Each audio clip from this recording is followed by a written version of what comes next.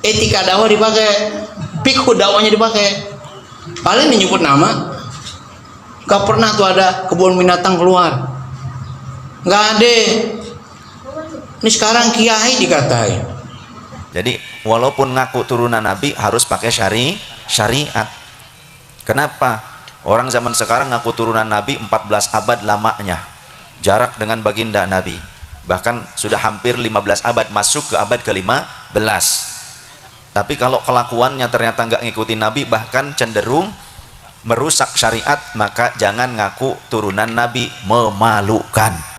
Assalamualaikum warahmatullahi wabarakatuh. Jumpa lagi dengan Arman Al-Fatih. Apa kabar teman-teman semua dimanapun Anda berada? Semoga sehat selalu, dan terima kasih untuk teman-teman yang sudah mengklik video ini. Mohon dukungannya dengan cara like, subscribe, dan aktifkan lonceng notifikasinya agar tidak ketinggalan video lainnya. Oke teman-teman ya, masih seputaran Balawi yang saat ini masih viral nih teman-teman ya. Dan kebetulan di sini ada salah satu ulama dari Betawi yang menyoroti beberapa oknum habaib yang diduga ceramahnya dan juga perkataannya ini melenceng dari agama yang kita anut nih, agama Islam. Seperti apa tanggapannya? Kita simak videonya. Nih sedikit ya, saya ada permintaan dari kelompoknya Habaib. Ini lagi viral sekarang ini Pak. Kita bagaimana sih menyikapinya? Ini sebenarnya yang saya kritik dan teman-teman adalah oknum ya, oknum Habaib yang mencoreng nama Ba'lawi. Kurang ajarnya keterlaluan. Dia ngatain para kiai pribumi dengan maaf, anjing, babi, curut. Saya dulu waktu masih sanawiyah kelas 3 sekitar tahun 1985 lah, itu kalau Al-Hawi yang ada di Cilitan mengadakan maulid, saya sering hadir. Itu yang ceramah orang-orang galak semua itu. Itu Habib Alwi Jamulai yang beliau wafat diteruskan oleh anaknya Al Habib Idrus Jamulai. Etika dakwah dipakai, fikih dakwahnya dipakai. Paling menyebut nama, gak pernah tuh ada kebun binatang keluar, nggak ada. Ini sekarang kiai dikatain. Paling keren Mbak, nih contoh ya, saya kadang suka ketawa. Tuh Habib Alwi Jamulai, kalau dia nggak setuju dengan para dai yang lain, contoh lah, kayak almarhum Kiai Abdul Syafi. Itu Habib Alwi Jamulai itu, kalau beliau ceramah itu Kiai Asyafi'iyah, Kiai Abdul Syafi itu bangun, gak mau dengerin. Tadi ya, anu dong ngomong, ayam sayur mau kemana? Gitu. Paling keren ngatain ayam sayur. Ada lagi penceramah Abu Hanifah, ada lagi penceramah Kiai Al-Fahrozi, Kiai Fahrozi Ishaq, ada lagi Al Habib Fahmi Al Idrus, Sumarso Safi. Ya, itu kayak galak-galak. Itu orang-orang semua yang berseberangan dengan Orde Baru. Nggak ada tuh bahasa anjing, babi, curut. Ini harus dilawan Pak.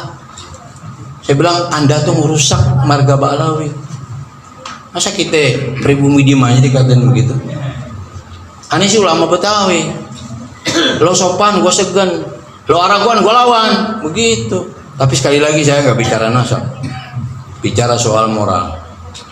Saya bangga tuh sama guru saya, Al Habib Abu Bakar bin Hasan Al-Atos Az-Zabidi. Walaupun dia Ba'lawi, dia proporsional.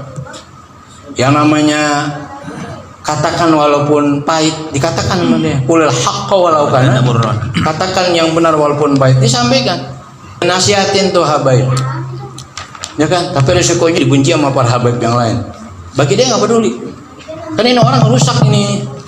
Rusak marga Ba'lawi. Ya, saya salut. Artinya tetap profesional. Seorang guru yang bisa membimbing. Kalau ada golongan dia, dinasihatin. Gitu. Jangan kita gila, enggak terukur repot. Nah itulah ya. Jadi sekali lagi yang saya protes ini oknumnya. Guru saya banyak habaib, lagi Abu Menawi mungkin 60% gurunya habaib. Tapi itulah, mudah-mudahan mereka yang ngatain kayak itu bumi kayak begitu yang nggak pantas ya segera tobat dan memperbaiki akhlak. Inilah para dai, maaf ya para kiai banyak ini. Dakwah itu nggak gampang, Pak. Ada fiqh dakwah namanya. Bagaimana cara orang berdakwah? Gak boleh ngatain orang. Dulu saya waktu masih semester 2 S1 pernah saya ceramah didengerin sama guru saya, Ki Abu Rahmanawi. Saya nyebut nama. Begitu saya turun ditegur, Yusuf, kalau ceramah jangan nyebut nama orang. Gitu aja nggak boleh. Ki Abu Rahmanawi ajarannya tuh. Sekarang bukan nyebut nama aja, sampai kebun binatang keluar. Na'udzubillahi min dzalik. Ya, ini supaya Bapak juga sadar juga ya. Dah, saya kira ini yang kita kaji. Insya Allah nanti kita lanjut minggu keempat berikutnya. Mohon maaf para kiai, para asatidz, para guru akan menggurui, tapi ini sharing keilmuan. Ya, demikian. Wallahu muwaffiq ila aqwamit thoriq. Assalamualaikum warahmatullahi wabarakatuh. Betul tidak? Jadi walaupun ngaku turunan Nabi harus pakai syariat. Kenapa? Orang zaman sekarang ngaku turunan Nabi 14 abad lamanya, jarak dengan baginda Nabi, bahkan sudah hampir 15 abad, masuk ke abad ke-15. Tapi kalau kelakuannya ternyata nggak ngikutin Nabi, bahkan cenderung merusak syariat, maka jangan ngaku turunan Nabi, memalukan. Betul tidak? Apalagi saya lihat video ada Habib mabok. Ini beneran ada ya, saya masih simpan. Mabok, kemudian teler di depan rumah orang, lalu kemudian oleh jamaah setempat, pengurus lingkungan yang sedang ronda ditegur, wah mau Habib kok mabok, wah Habib mabok masuk surga.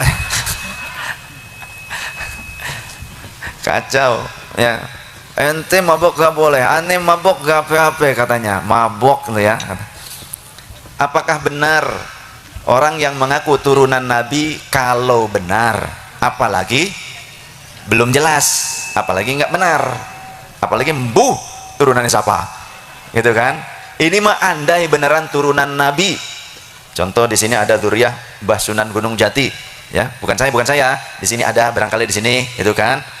Ada dzurriyyahnya Mbah Sunan Ampel barangkali, ada dzurriyyahnya Mbah Sunan Giri, nah, atau Maulana Maghribi Syarif Sayyid. Nah, kalaupun benar turunan Nabi, tapi kalau menyelisihi syariat itu nggak benar, salah, dan tidak boleh diikuti. Tidak boleh diikuti, tidak boleh. Mana dasarnya? Karena sekelas istri Nabi saja itu diancam oleh Gusti Allah. Kan sekarang banyak tuh orang ngaku turunan Nabi tapi melegalkan kezoliman. Ke kiai meres, datang ke kiai, aneh mau ngadain maulid nih, ente mau bantu berapa? Dikasih oleh kiai 300.000, diamplopin, pas dibuka 300.000 dilempar ke muka kiai. Salah satunya kiai nyeker asli Brebes yang langsung ngomong ke saya di panggung saat itu, yang membuat saya murka. Ada video saya murka terhadap oknum-oknum seperti itu. Karena apa? Karena para ulama yang berjasa mengislamkan masyarakat, yang berjasa ngajarin Quran, jadi ngerti kalamnya Allah, bisa baca dengan tartil, mengikuti kewajiban Allah, warattilil Qur'ana tartila. Kiai yang ngajarin wudhu, yang wudhu adalah syarat keabsahannya sholat, kalau tidak sah wudhunya maka tidak sah sholatnya, ngajarin sholatnya yang benar. Itu mereka para kiai-kiai, para ustadz-ustadzah, para ulama, mereka yang punya jasa besar, tapi mereka dikerdilkan, mereka dipecundangi di negerinya sendiri, seolah mereka tidak punya peran untuk mengislamkan bangsa dan negara Indonesia. Maka saya murka dengan orang-orang yang seperti itu, nggak tahu diri ya. Mohon maaf, andai itu saudara saya sendiri pun saya tidak akan setuju dengan perilaku seperti itu. Jadi seringnya saya mendapatkan pengaduan itu dari para kiai, dari masyarakat. Itulah yang kemudian menghantak jiwa saya untuk membahas secara syariah. Nah, sekeras istri Nabi saja, karena mereka selalu menggunakan dalil, kan dalilnya ada, Habib mabok nggak apa-apa, Kemudian ketika saya di Majalengka ngisi, kiai yang ngundang saya cerita sehari sebelumnya didatangi seorang habib yang katanya bawa kiswah makbaroh Nabi, pengakuannya begitu ya. Kiswah itu kain penutup. Oh, ini kiai katanya silakan dicium. Nah, ente kan sekarang sudah menciumnya, ente kalau ingin berkah ini tetap lengket menempel kepada ente harus mengeluarkan uang sebanyak 33 juta. Ini bukan katanya, saya boleh bisa ya ketemu langsung dengan kiainya, langsung nanti saya ajak. Yang ngundang saya kebetulan. Jadi diminta 33 juta. Kemudian ada lagi yang di Brebes, ketika 300.000 dilemparin, lalu Bib harus berapa katanya. Ente kalau bukan karena datuk aneh, ente nggak bakalan jadi kiai katanya. Nah terus ente turunannya nggak jadi kiai gitu kan. Berapa dong Bib? Uang yang merahan ratusan ribu, sejumlah Asmaul Husna 99.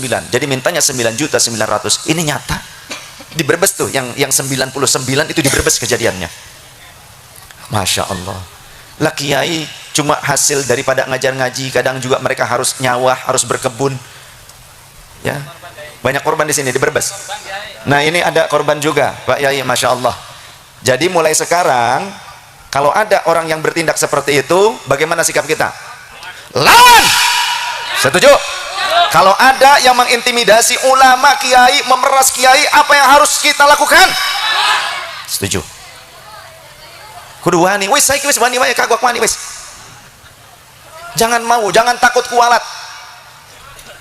Memeras masyarakat, memeras umat itu halal apa haram menurut syariat? Uang hasil malak itu halal apa haram? Apalagi nyuri dari masyarakat, kambing orang diambil dengan alih-alih untuk maulid, halal apa haram?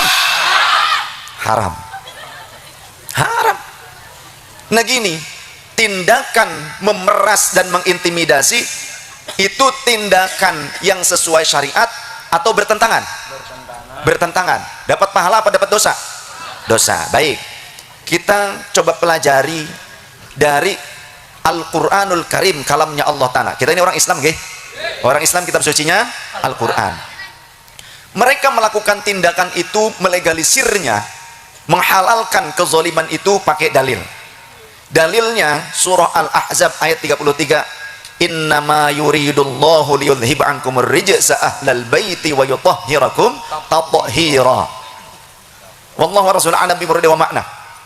Innama yuridullahu, innama, tidak ada yang lain, sesungguhnya, hanya gitu ya. Kalau ilmu balaghah kan begitu, seolah-olah tidak ada yang lain tujuannya. Innama yuridullahu, Allah berkehendak, liyudhhiba ankumur rijsa, untuk menghilangkan, rijsun itu kotoran, dari diri kalian. Ahlal baiti, wahai ahlul bait Nabi. Siapa yang dimaksud pada ayat ini? Yang dimaksud pada ayat ini di dalam kitab-kitab tafsir seperti Ruhul Ma'ani ya, tafsir Al-Quranul Azim, ternyata Sayyiduna Ali, Sayyidah Fatimah radhiyallahu anha, Sayyidul Hasan wal Husain radhiyallahu anhumah. Di dalam asbabun nuzulnya ternyata berkenan dengan itu. Nah, nanti ada sangkut pautnya dengan istri-istri Nabi juga, karena ayatnya berkesinambungan dari ayat-ayat sebelumnya. Kita lanjutkan dulu yang ini, kalimat potongan ayat yang tadi. Jadi bukan satu ayat full, tapi itu potongan. Innama yuridullahu liyudhhiba ankumur rijsa ahlal baiti wa yutahhirakum tathhira.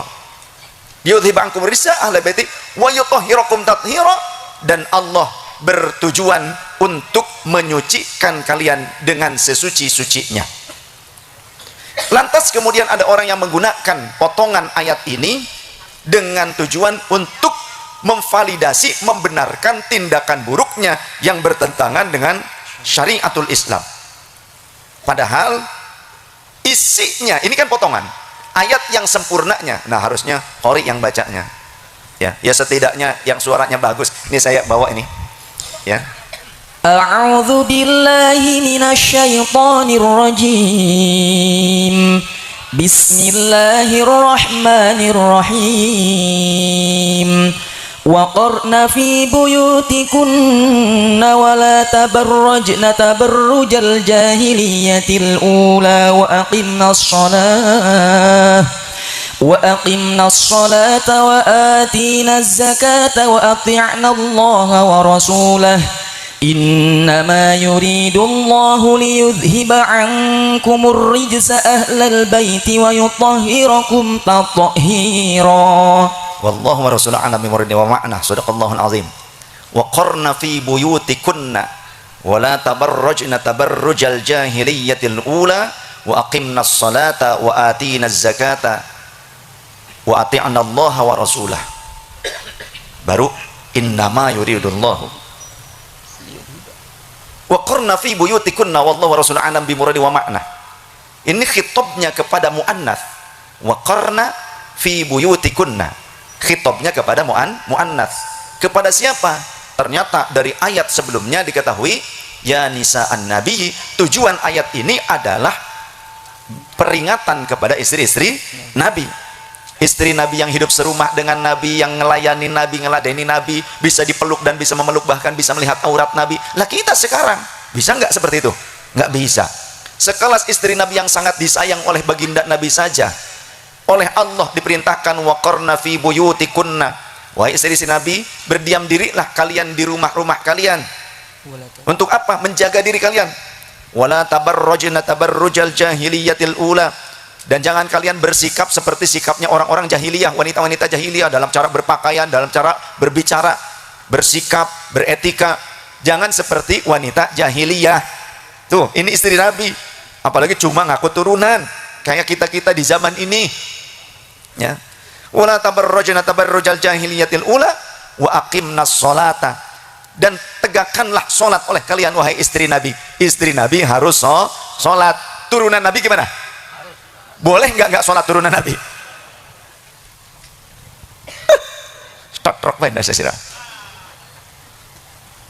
Ada ini kenyataan juga di Majalengka.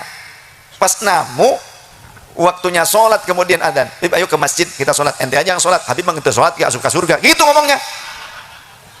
Ini kejadian waktu saya ke Majalengka, ya, laporan dari kiai setempat.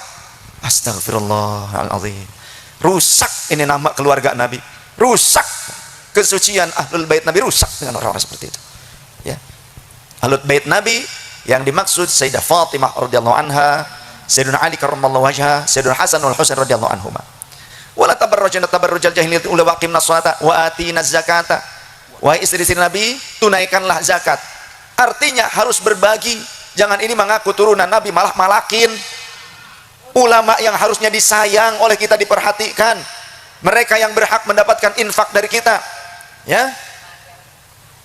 Walladzina uhsiru fi sabilillahi la yastati'una darban fil ard yahsabuhumul jahilu aghniya min at-ta'affuf ta'rifuhum bisimahum la yas'aluna an-nasa ilhafa al-baqarah.